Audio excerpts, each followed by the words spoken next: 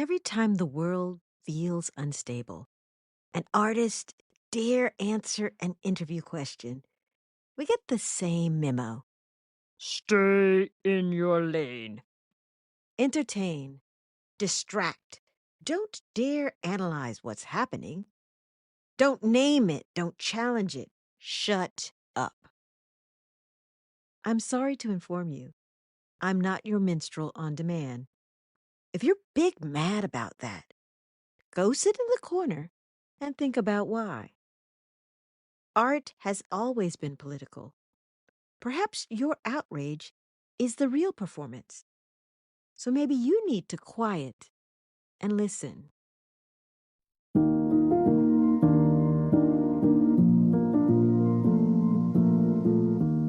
Welcome to The Rite of Passage with Vanessa Riley, the podcast where storytelling meets passion and every page turns into a new adventure.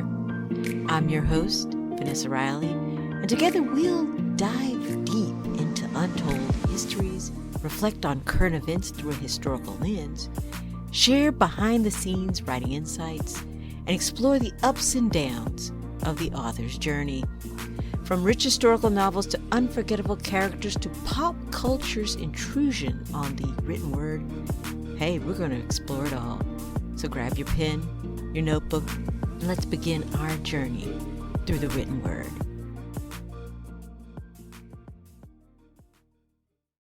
Let's start your rite of passage. Shut up and write.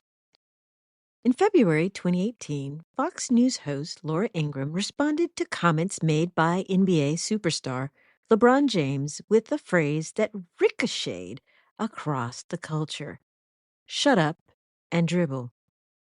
She was reacting to an interview James gave alongside Kevin Durant, in which he spoke not only about basketball, but about race, leadership, and the lived reality of being a black man in America.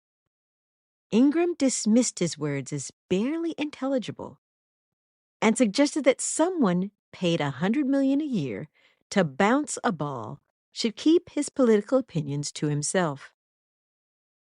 But here's the thing. The minute you ask a black person about their experience in America, you are no longer asking about just sports. You're asking about history. You're asking about citizenship. You're asking about survival. And you're asking for our truth. When you tell him or her or them to shut up and dribble, what you're really saying is perform, entertain, produce, but do not speak. That phrasing doesn't emerge in a vacuum. It echoes a long American tradition of black bodies celebrated for talent, but silenced in intellect, commodified for labor, but dismissed in leadership, applauded for artistry, but censored in analysis. From the minstrel stages to modern arenas, the script has too often been the same. Dazzle us, but do not disrupt us. And yet, LeBron did not shut up. He went about his business on and off the court. He used the moment to amplify conversations about injustice, education, and opportunity. He built schools, he funded scholarships, he made sure his platform included not just athletic excellence, but civic voice. When he was told to shrink, he expanded. I guess that is what unsettles people. Not that LeBron dribbles, but that he keeps speaking. So on Threads, Twitter, pretty much all your Paris societal streets, I hear authors being told a version of that command: just shut up and write. Don't talk politics. Don't analyze power. Don't interrogate policy. Stick to romance. Stick to fiction. Tell us about dukes and wagers and stolen glances, but do not dare connect the past to the present. In my June release, A Deal at Dawn, some readers are dying to know if the Duke of Torrance survived. In my June release, Adila Don, some readers are dying to know if the Duke of Torrance survives a chronic illness Black communities still suffer from today. But many more want to hear about the hurt, comfort, caregiving in his bathtub or his foot fetish. In Fire, Sword, and Sea, some want to hear about the hijinks of women cross-dressing as men, but forget about the systems of government that oppress them and force them into piracy as their way to survive. And since I've been writing to you weekly, I've gotten those nasty little emails telling me that I should stick to writing historical fiction and leave politics alone. To those folks, what the heck do you think I've been writing about all along?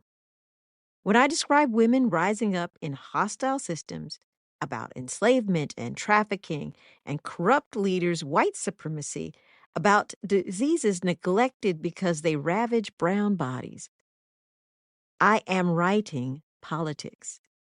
I'm writing about policy. I'm writing about power.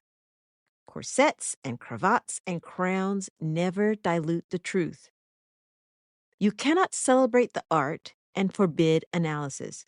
You cannot applaud the talent and mute the testimony. You cannot consume the culture and silence the creator. The expectation that artists remain apolitical is in itself political. It says, we want your labor, LeBron, but not your leadership, Jasmine. Your imagination, Michael B., but not your insight, Delroy. You are for entertainment. Forget the lived experiences that got you here. But identity is not something I can toggle off between chapters. When you ask me about my work, you are asking about my worldview. When you ask about my characters, you are asking about justice and injustice as much as you are reading for love. And love is power, and it is always political. We are living in times that feel combustible. Many are waking up to realities they once refused to see. They don't know who to trust. They want words of comfort. But where are you going to get that? You told me to shut up and write. Writers, creators, moments like this, it's easier to retreat, to binge watch comfort shows, to lose ourselves in manuscripts, to hide in deadlines and drafts. I, too, would like to stay in my rom-com era. I would love to focus solely on shenanigans and happily ever afters. But even I can only binge watch Mythbusters, hockey, and Bridgerton for so long. So no, I cannot just shut up and write. I must write. Writing is my blood laid bare on the page. I will not go quietly in the night. To my fellow writers, artists, thinkers, especially those who are tired, furious, heartsick, don't shut up. Do keep writing. Write your joy, write your grief, write your analysis, write your satire, write your fury. Take your rage and forge it into paragraphs that burn the soul of the nation clean. Take your voice and worldview and shape it into essays that clarify righteousness, that take it from the hands of the deceiver. Take your heartbreak and craft stories that remind us what humanity is supposed to be. Art is our last defense. So players play, actors act, legislators legislate, activists be active. But writers, remember, record, reimagine, write. So speak, write, create. Refuse to politely disappear. This week's book list features women writers, sheroes, for our Women's History Month. Sister Outsider, Audre Lorde. The Master's Tools Will Never Dismantle the Master's House. Essays on identity, silence, anger, and the political necessity of speaking. Art on My Mind by Bell Hooks directly interrogates the idea that Black artists should be apolitical. She dismantles it completely. Asada by Asada Shakur. Memoir as Testimony, Voice as Resistance. The Love Songs of W.E.B. Du Bois by Honoré Phantom Jeffers is a sweeping, multi-generational novel that braids Black love, scholarship, and history, affirming there is no separating the personal from the political. Of course, Fire, Sword, and Sea by Vanessa Riley, a sweeping historical novel that exposes pirates, sisterhood, and survival in the chaotic and diverse 17th century Caribbean. This week, I'm highlighting Loyalty Bookstore. Consider purchasing Fire, Sword, and Sea from Loyalty Bookstore or from one of my partners in the fight, bookstores large and small, who are hanging with me. Oh, and I believe Loyalty has a few signed copies. Come on, my readers, my beautiful listeners. Let's keep everyone excited about Fire, Sword, and Sea. You can find my notes on Substack or on my website, vanessariley.com, under the podcast link in the About tab. Let's keep rising and creating together. Please like, subscribe, and share the podcast, and stay connected to Rite of Passage. Thank you for listening. I want you to come again. This is Vanessa Riley.